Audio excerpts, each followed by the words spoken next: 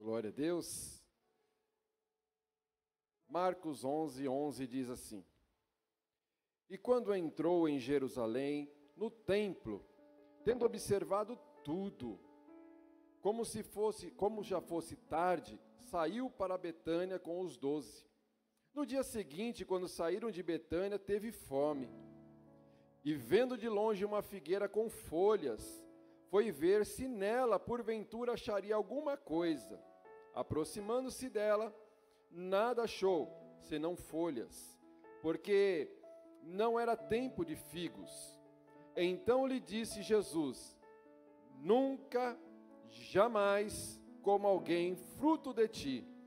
E os discípulos ouviram isto, e foram para Jerusalém. Entrando ele no templo, passou a expulsar os que ali vendiam e compravam. Derrubou as mesas dos cambistas e as cadeiras dos que vendiam pombas. Não permitia que alguém conduzisse qualquer utensílio pelo templo. Também os ensinava e dizia: Não está escrito? A minha casa será chamada casa de oração para todas as nações?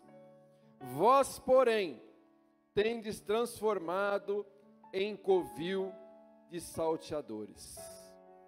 Senhor Deus e Pai, nós queremos nesse instante orarmos, ó Pai, pela vida desta jovem Aline, que acabou de sair de uma cirurgia. Pai, que o Senhor abençoe para que ela possa ter uma boa recuperação, tira toda a complicação e que ela possa receber a visitação do Senhor nesta noite, Pai, neste hospital, em nome de Jesus. Pai, nós oramos também para que o Senhor possa nos usar como um canal de bênção nesta noite, para trazer a Tua palavra ao coração da Tua igreja. Assim nós oramos em nome de Jesus, amém. Graças a Deus. Pode tomar teu assento, dando glória a Deus e aleluia. Jesus disse: A minha casa será chamada casa de oração. Uma igreja que é casa de oração é uma igreja que faz culto para Deus. Uma igreja fraca entristece o Senhor Jesus. A Bíblia vai dizer que Jesus sobe ao monte com 3 discípulos mais chegados: Pedro, Tiago e João. E ali no monte, Deus se revela. Aparece Moisés, aparece Elias, o rosto de Jesus é transfigurado, e o Senhor Deus fala: Esse é meu filho, ouviu. E eles descem desse monte cheio da glória de Deus. Mas quando Jesus desce, encontra os 9 discípulos que ficaram na retaguarda, tentando expulsar o demônio de uma criança, de um menino, que desde bebezinho ele era tomado por espíritos malignos, e ele era lançado na água, ele era lançado no fogo, porque aquele espírito queria matar a criança. E o pai, no seu desespero, pega esta criança e vai levar até os discípulos. E os discípulos estão tentando orar, os discípulos estão tentando libertar aquela criança, mas sem sucesso. E o Senhor chega e vê aquela situação. E quando o Senhor Jesus chega, Ele vai dizer: Ó geração incrédula e perversa, até quando estarei com vocês? Até quando terei que suportá-los? Traga-me um menino. E Jesus ora e liberta aquele menino. Então nós percebemos que uma igreja fraca é uma igreja que entristece o Senhor Jesus, porque o Senhor Jesus deu poder, o Senhor Jesus deu autoridade para a igreja, para que nós pudéssemos prevalecer contra as portas do adversário, porque o adversário não pode prevalecer contra a igreja, porque o Senhor já nos deu poder e autoridade para que no nome de Jesus nós pudéssemos enfrentar as forças do mal e a igreja pudesse avançar, que a igreja pudesse conquistar terrenos para que o nome do Senhor venha a ser glorificado. Então, se a igreja não tiver poder, as trevas prevalecerão. Eu não me preocupo com o carnaval, irmãos, porque o carnaval já é do diabo. Eu me preocupo é com a igreja, porque se a igreja deixar de ser igreja, o carnaval vai prevalecer. Se a igreja deixar de ser igreja, as trevas vão prevalecer. Mas se a igreja estiver em oração, se a igreja estiver em consagração, se a igreja estiver em jejum, as portas do inferno não prevalecerão contra a igreja do Senhor. O culto que agrada a Deus é um culto cristocêntrico. É Jesus no centro de tudo. É Ele no louvor, é Ele na oração, é Ele na palavra, é Ele na oferta, é Ele no testemunho, é Ele na bênção apostólica. Ele está no centro de todas as coisas, porque aqui nada é para o homem, tudo é para a glória dEle, tudo é para o louvor dEle, tudo é para a honra dEle. O nosso culto não pode ser antropocêntrico. O homem no centro, o culto do homem para o homem, o culto onde o homem precisa ser mexido através dos louvores, a sua emoção é um culto almático, aonde o louvor toca, aonde as irmãs e os irmãos louvam, e ele começa a sentir ali uma melancolia, e começa a chorar. Esse é um culto que não agrada ao Senhor, porque é um culto de homem para o homem. A palavra é uma palavra que traz uma prosperidade mentirosa, uma prosperidade falsa, aonde não se prega a ajuda do alto, mas a autoajuda. O homem pode, você consegue, você vai. Mas o homem que busca a ajuda do alto, ele reconhece: eu não posso, eu não consigo, eu sou pó, eu sou barro, eu estou aqui me humilhando na tua presença, porque eu sei que o Senhor pode, que o Senhor opera. Eu sou limitado, mas o Senhor é ilimitado. Eu sou fraco, mas o Senhor é forte. É uma igreja que reconhece que não pode, mas Deus pode todas as coisas. O culto que agrada a Deus é um culto onde nós entramos para adorar a Deus. A passagem da mulher samaritana vai deixar bem claro para nós. Quando ela vai falar para Jesus: Jesus, nós samaritanos adoramos no Monte Gerazim, os judeus adoram em Jerusalém, mas aonde que é o lugar certo para adorar?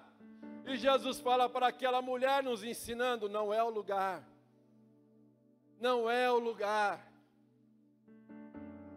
é a maneira. Aqueles que me adoram em espírito e em verdade. É uma vida de adoração. Não tem separação. Eu vivo uma vida de farsa, uma vida de mentira, uma vida de engano. Mas quando eu chego na igreja, eu coloco roupa de crente, gravata de crente, cara de crente, Bíblia de crente. Mas o meu coração está longe da presença do Senhor. O adorador que adora em espírito e em verdade é o adorador que acorda adorando, que louva adorando, trabalha adorando, almoça adorando, dorme orando, dorme louvando, tem comunhão todo o tempo com Deus. Esse é o crente adorador, e é esse tipo de gente que agrada ao coração do Senhor. Não é o local, não, hoje eu vou na igreja porque eu vou adorar a Deus. Não, não, não, nosso culto já começou lá em casa desde manhã. Desde quando nós nos levantamos, já estamos adorando ao Senhor. Eu já falei aqui uma vez, o judeu, tudo que ele vai fazer, ele já está adorando ao Senhor. Ele levanta: Senhor, obrigado pelo fôlego de vida. Vai escovar os dentes: obrigado, Senhor, porque eu tenho como fazer a minha higiene. ele vai sentar para tomar o café, ele agradece, em todo momento ele está sendo grato ao Senhor, por tudo que o Senhor está fazendo. Esse é o culto que agrada a Deus, é o culto de quem nós somos na presença de Deus. Porque antes de Deus aceitar o nosso culto, Ele quer aceitar a nossa vida. A nossa vida não pode falar uma coisa e pregar outra. Nós temos que pregar o que nós vivemos.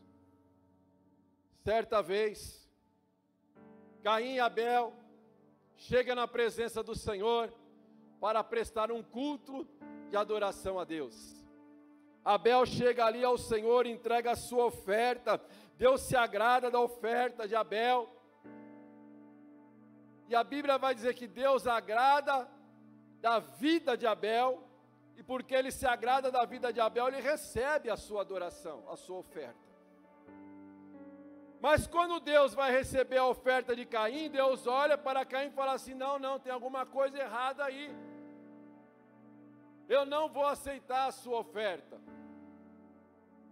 Mas o Senhor vai dizer: Caim, chega aqui no particular, vamos conversar nós dois.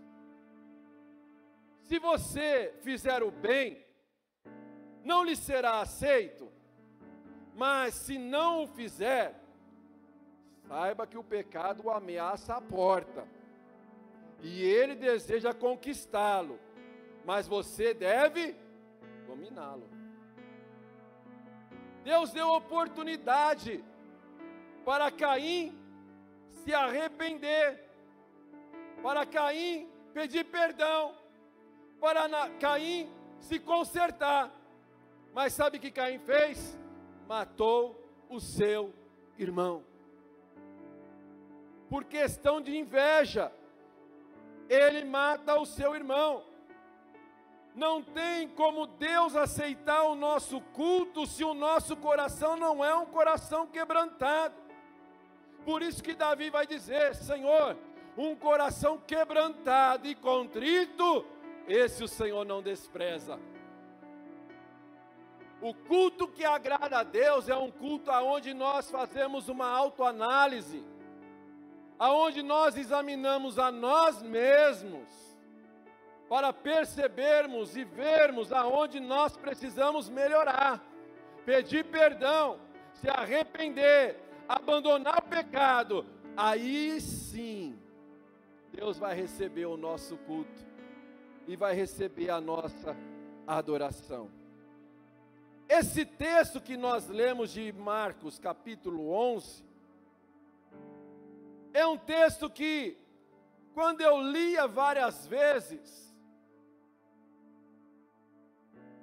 eu pensava comigo: Jesus não está tendo um bom dia, Jesus está irado, ele vai amaldiçoar a figueira, porque não tinha fruto, depois ele chega lá, mete o pé na mesa, derruba as cadeiras, expulsa todo mundo. Aí Jesus acordou, acho que ele não orou na madrugada esse dia aqui, acordou meio no bife. Mas irmãos, e a gente pensa que a figueira e a purificação do templo são textos distintos, mas não são, são interligados, é o mesmo assunto, porque quando ele amaldiçoa a figueira e expulsa todo mundo do templo, o contexto está nos ensinando porque ele faz essas coisas, e nós vamos tentar entender aqui nesta noite. Jesus, versículo 11, ele está chegando em Jerusalém, era a semana da Páscoa, e ele está chegando em Jerusalém justamente por causa da Páscoa, e essa Páscoa é que estava sendo a preparada para que ele morresse, para que ele subisse no madeiro, na cruz do Calvário. Então ele está aqui, vivendo os últimos dias da sua vida, aqui na terra, e ele vai dizer para os discípulos: vão buscar uma jumentinha para mim, vai em tal lugar, vai ter uma jumentinha amarrada, você pega a jumentinha.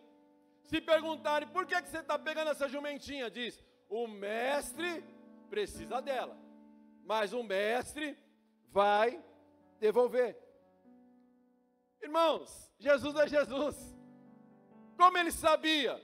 Ele sabia, irmão, ele é Jesus. Ele sabe de todas as coisas. Ele sabe o que você pensa, ele sabe o que você necessita. Ele sabe de todas as coisas.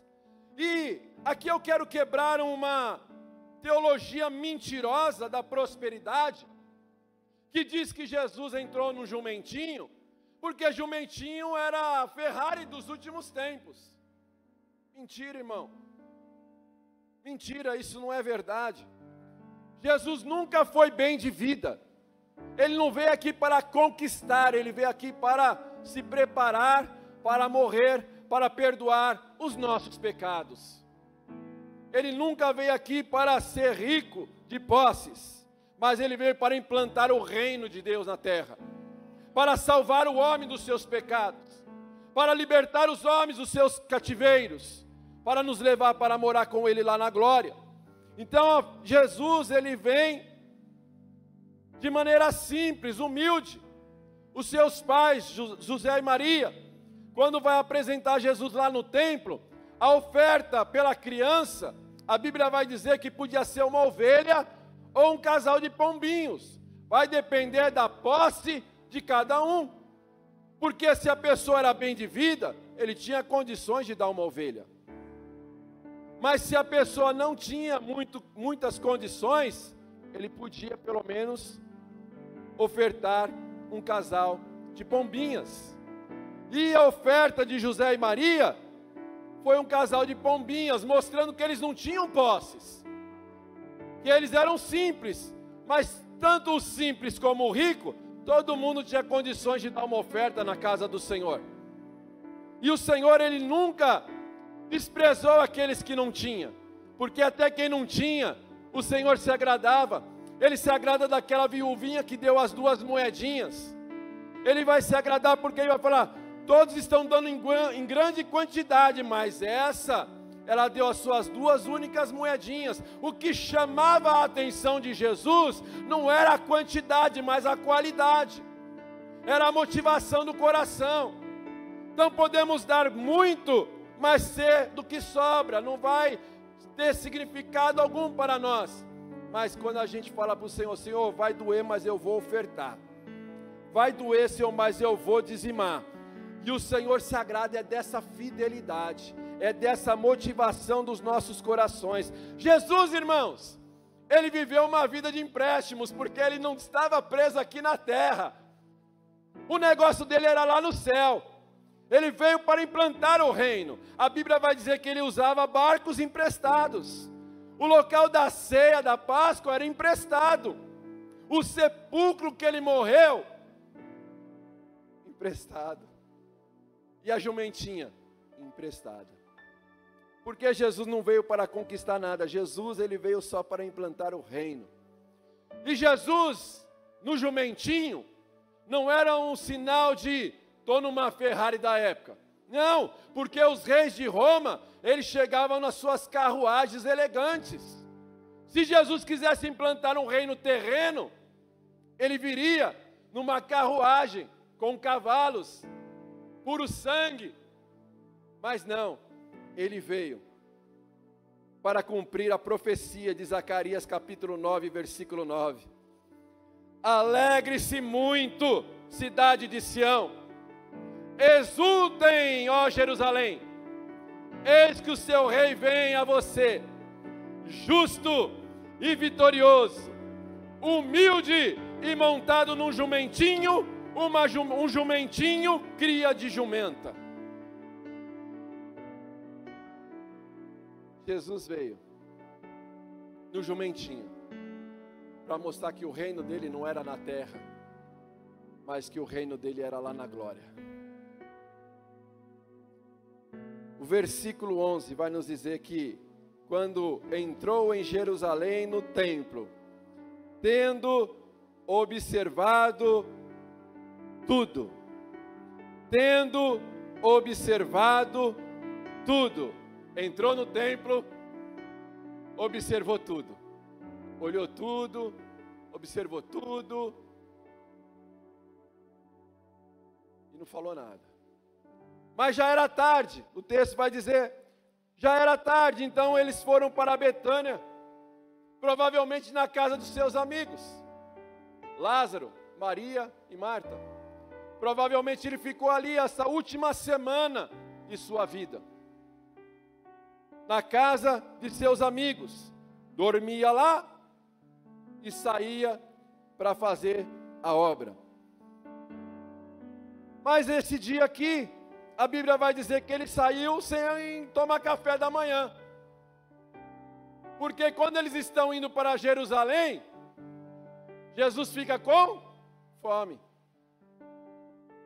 Irmão, quando Jesus estava aqui na terra, ele teve fome, teve sono, chorou. E aí ele teve fome, mas no caminho, ele vê uma figueira florida, cheia de folhas. E o que ele faz? Ele vai no meio da figueira, puxa um galho para cá, puxa outro para lá, abre do lado de cá e vai para lá. Só que ela não tinha frutos.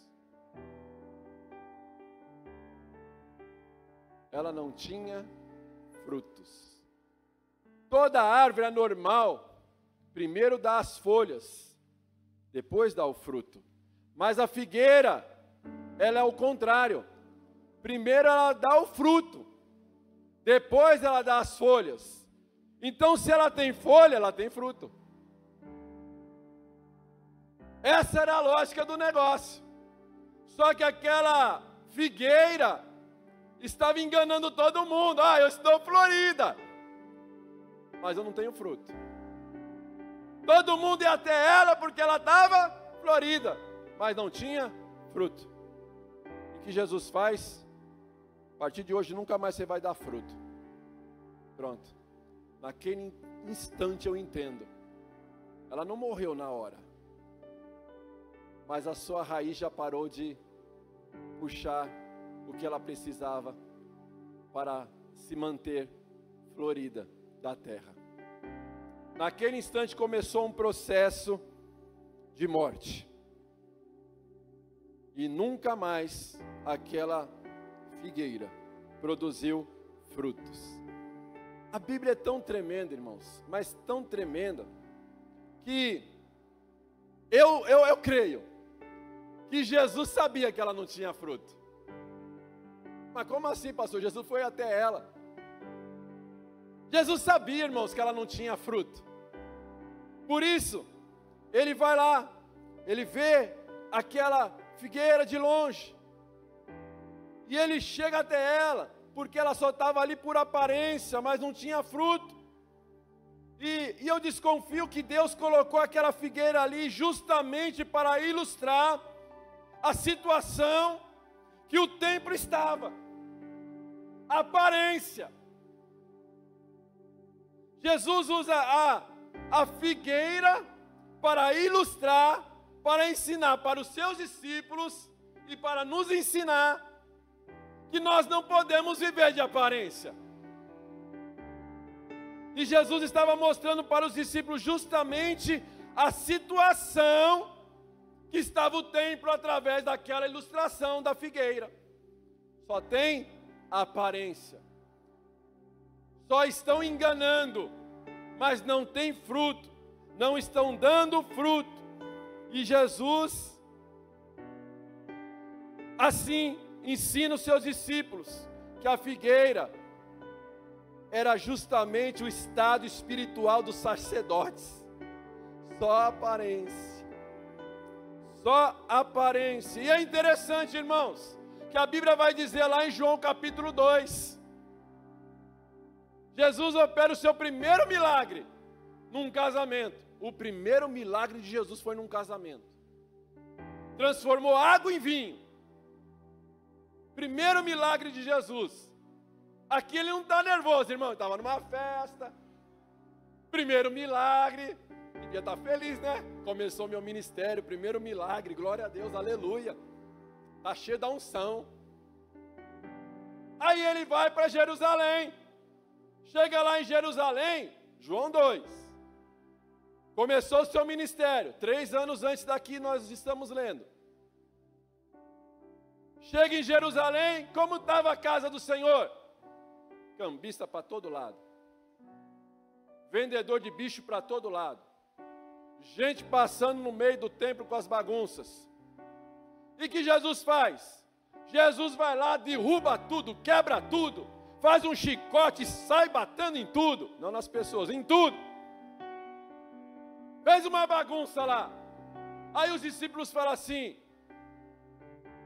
que o zelo da sua casa nos consome.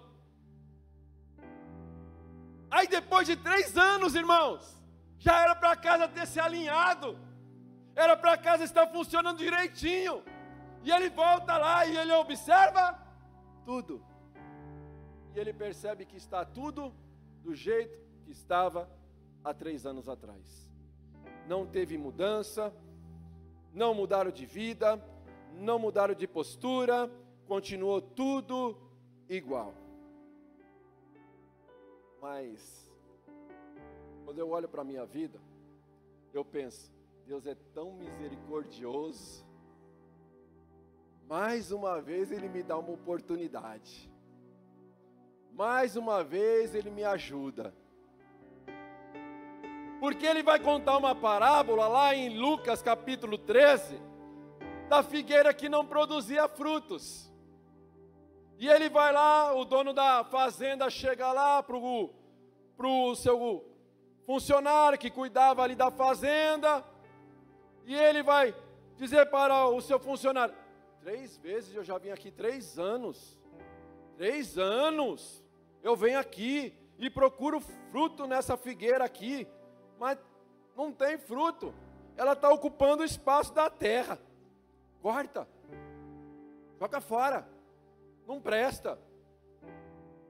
Aí, ele chega e fala assim, vamos fazer o seguinte, vamos fazer um buraco em volta, vamos adubar, vamos regar bonitinho, e vamos ver se daqui a 1 ano, ela vai dar fruto.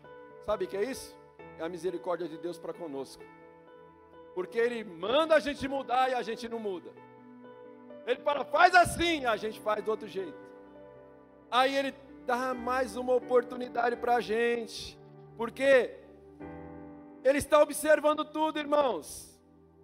E esse templo aqui era um templo imenso. Vamos entender aqui uma coisa. O primeiro templo era o tabernáculo, era uma tenda. Eles montavam e desmontavam conforme eles mudavam de cidade. Aquele que Deus mandou Moisés construir. Aí veio o templo de Salomão, que Davi queria construir uma casa para o Senhor, e ele falou assim, Senhor, eu vou construir uma casa para o Senhor ficar bem lá, para ficar bonitinho, para o teu povo vir te adorar. Aí Deus fala, não, você derramou muito sangue, mas seu filho Salomão vai construir. Davi foi lá, preparou tudo, deixou para Salomão, para ele construir o templo. Aí construiu aquele templo magnífico, diz a Bíblia, o templo de Salomão. Só que o templo de Salomão, nos tempos da Babilônia, foi derrubado. Aí eles deram uma arrumadinha. Mas esse templo aqui, quem construiu foi Herodes. E esse templo demorou 46 anos, diz o texto. 46 anos para ele ser construído. E era um templo de Herodes. E esse templo, ele era muito grande. Tinha o pátio dos gentios, depois tinha o pátio das mulheres, o pátio dos judeus e depois o pátio dos sacerdotes.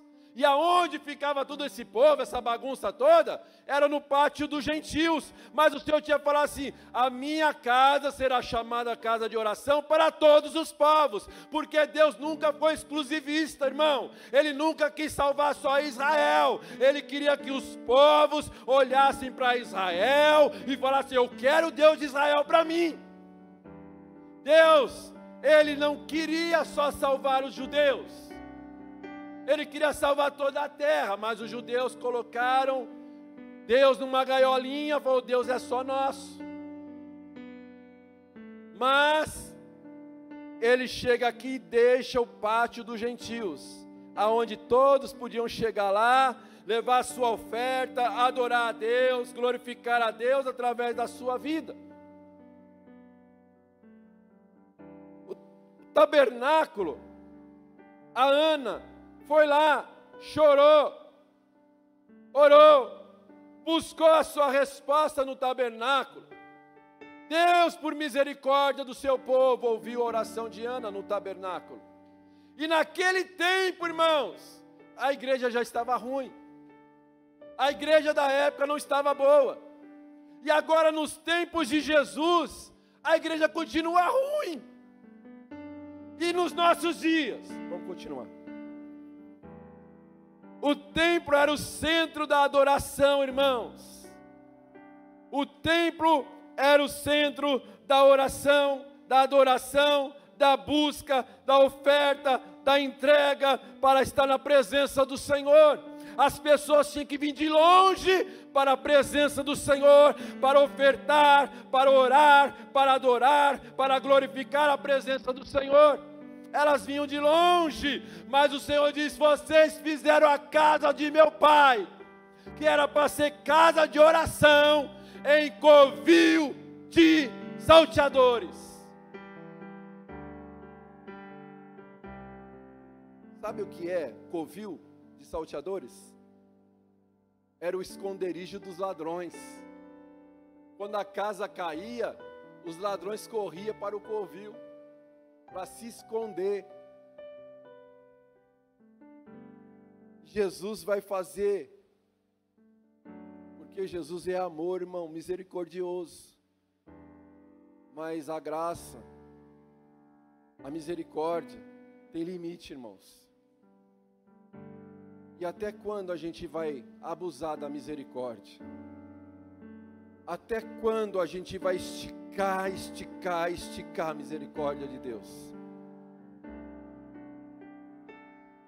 O Senhor chamou Caim no particular. E às vezes Deus nos chama no particular. Precisa melhorar aqui, hein? Ó, não está me agradando isso aqui não, hein? Se posiciona nisso aqui, ó. E Deus vai dando oportunidade, irmão. E a gente vai esticando, mas uma hora a justiça chega.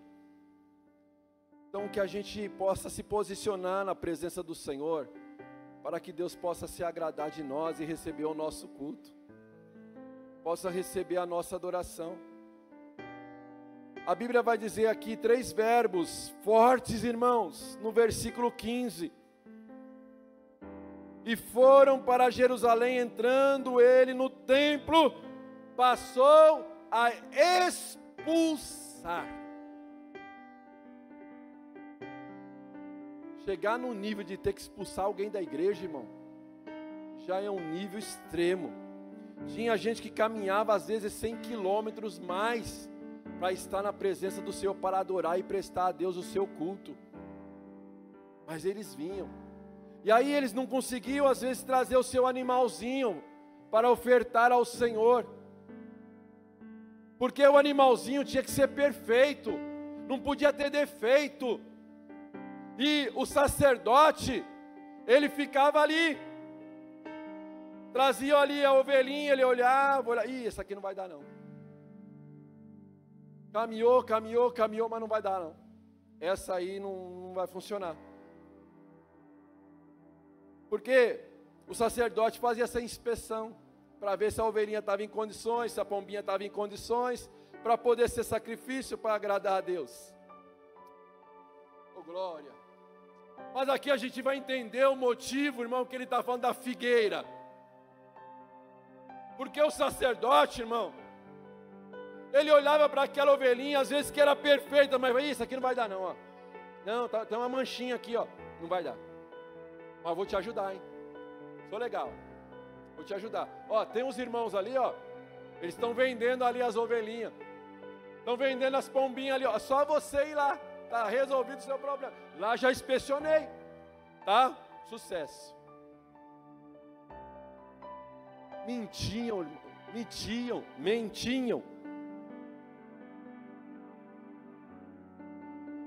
Porque eles queriam A ovelhinha valia 100, vendia por 500. O sacerdote, irmãos, que era para ajudar, pegar o povo para levar para perto de Deus, estava afastando o povo de Deus. Aí, ele vem, primeiro expulsa os que vendiam ali e compravam, e derrubou a mesa dos cambistas, e expulsou, agora derrubou tudo. Porque, irmãos, todo mundo que chegava, todo homem que chegava no templo, tinha uma taxa para ser paga, para a manutenção do templo. Então, as pessoas chegavam de outras cidades, e cada cidade tinha a sua moeda. E eles chegam ali, com a sua moeda da sua cidade, mas para pagar o templo, tinha que ser na moeda local. Mas o sacerdote estava lá. Eu vou te ajudar, sou legal. Ó, tem os cambistas ali, só ir lá, troca seu dinheirinho lá com eles, juros de 3 a 5 vezes mais, e aí você vem e paga o templo. Sucesso, resolveu o problema. Porque tudo que os vendedores, os cambistas arrecadavam, os sacerdotes ganhavam uma comissão. Ainda ele vai repreender mais uma situação aqui. Não permitia que alguém conduzisse qualquer utensílio pelo templo. Lembra que eu comentei que o templo era bem grande? As pessoas passavam com as muambas, com as bagagens, com as coisas, no meio do templo, tratando das coisas espirituais como fúteis, comuns. E Jesus, ele ficou observando no dia anterior os cambistas, os vendedores, os que não tinham reverência e ficavam de qualquer jeito dentro do templo, passando de um lado para o outro, e tudo aquilo trouxe uma ira santa em Jesus, e ele chega lá, chegando, e ainda ensinava e dizia: não está escrito que a minha casa será chamada casa de oração para todas as nações? Vós, porém, tendo se transformado em covil de salteadores. E os principais sacerdotes e escribas ouviam estas coisas e procuravam um modo de lhe tirar a vida. Jesus chega, irmãos, derruba tudo, chuta tudo. Eu imagino a bagunça, ovelhinha berrando, pombinha caindo com gaiola, moeda rolando de um lado para o outro, o povo passando, correndo de um lado para o outro. Você já percebeu quando, você já presenciou quando passa o arrastão lá em São Paulo, lá no centro? A bagunça que é, todo mundo, arrastão, arrastão, e sai catando o que dá para catar e vai largando as coisas mesmo. Foi desse jeito aqui, irmão. Foi aquela bagunça, aquela confusão. E Jesus falando: a casa do meu pai era para ser a casa de oração, mas vocês transformaram a casa que era do meu pai de oração em covil de salteadores. E aí voltando para a figueira, porque tudo para nós, a aplicação é a figueira. E eu já vou terminar que meu tempo acabou. A figueira, irmãos, é a lição prática para nós, porque o sacerdote tinha aparência de crente, o sacerdote era para ser crente, mas ele só tinha aparência, a folhagem era impecável, mas não tinha o principal, que era fruto. Gostavam de orar em público para chamar a atenção, faziam a cara de coitado quando jejuavam, dizimavam para todo mundo ver, mas só folhas, só folhas. Jesus estava falando justamente isso, para mim e para você nesta noite. Deixa eu ver seus frutos. Tem aparência de crente, Bíblia de crente, cacuete de crente, palavra de crente, mas deixa eu ver teus frutos. Eu falo com temor e tremor, irmãos, porque não sou eu que estou falando, mas é o Senhor nesta noite falando para nós. Deixa eu ver os teus frutos. Como estão os teus frutos? As aparências enganam, irmãos, mas Deus não se engana, Ele vê o coração, Ele vê como está a intenção, a motivação do nosso coração. Eu me lembro, irmãos, quando eu era jovem, novo convertido, eu gostava de orar, irmãos, eu orava, eu gostava de orar. A gente tinha uns irmãos, aí o pastor Fausto, e nós passávamos às vezes a noite orando. E aí o pastor, sem maldade nenhuma, chegou para mim e falou assim: Barão, sua oração é uma bênção. Nada mal nisso, irmão. Até então eu nem sabia que alguém ficava de olho na minha oração. Eu achava que era só Deus que estava me ouvindo, mas tinha mais gente ouvindo a minha oração. E ele falou aquilo para me incentivar: continua orando, você está no caminho certo. Só que aquilo lá, irmão, ainda mais para o novo convertido, subiu para a tampa. Aí eu ia orar. Deixa eu usar agora uma linguagem mais bonitinha, né? Porque estão me ouvindo.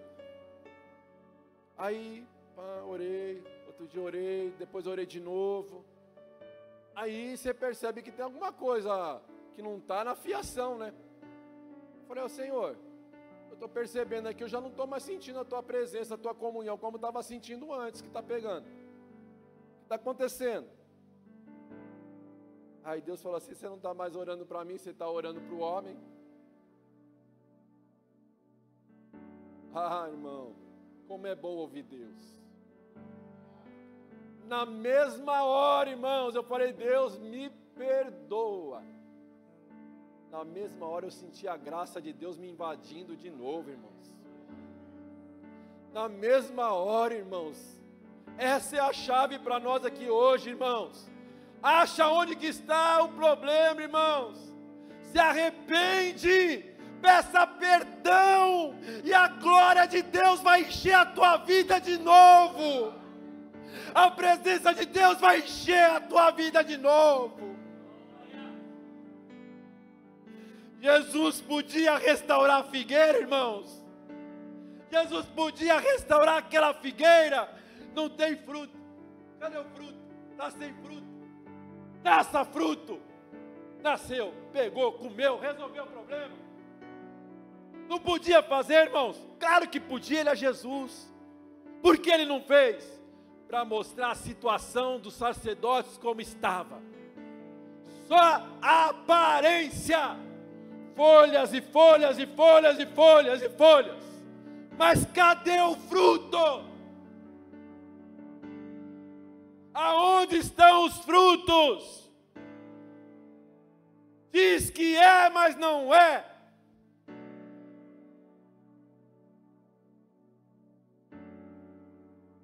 Jesus quer encontrar frutos em nós.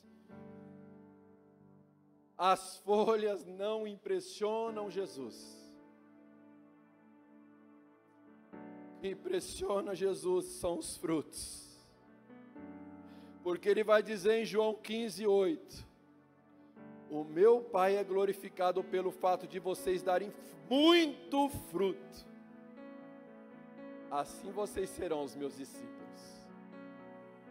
Pode ter aparência de bonito, de elegante, bem arrumado, falar bem, ter dinheiro, mas se não tem fruto é só folha.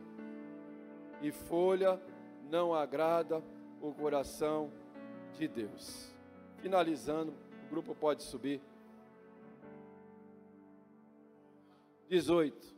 E os principais sacerdotes e escribas ouviram estas coisas e procuravam um modo de lhe tirar a vida. Outra versão vai dizer: procuravam um modo de matar Jesus. Esse é o problema de quem não se arrepende, irmãos. Deus te usa, leva a palavra com amor, irmão, se conserta, Deus quer te usar, como ele fala com Caim. Mas ele não quis ouvir, matou o irmão. E Jesus vem e traz aquela palavra, mostrando que eles estavam errados uma vez, depois de 3 anos volta e mostra de novo. Mas eles não se arrependem, mas falam, vamos matar Jesus.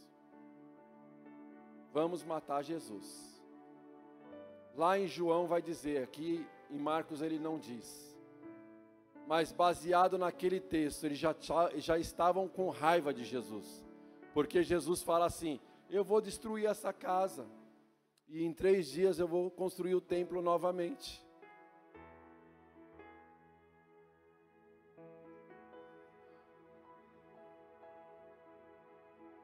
E ele estava falando da morte e ressurreição. Ele se manifestava no tabernáculo, se manifestava no templo de Salomão, se manifestava no templo de Herodes. Mas não estava dando certo. Mas ele diz, eu vou derrubar tudo isso. De fato, depois de um tempo, o templo foi destruído. Mas o que ele quis dizer para mim e para você nessa noite, eu vou subir no madeiro, e você não vai mais precisar de templo para me adorar. Porque agora você que é o tabernáculo de Deus. Porque o meu Espírito vai morar em você. O meu Espírito vai estar dentro de você. Então nós temos hoje, irmãos, o privilégio de andarmos com o Espírito Santo vivendo em nós. E o Senhor está aqui nesta noite. Cadê o fruto, Marcelo?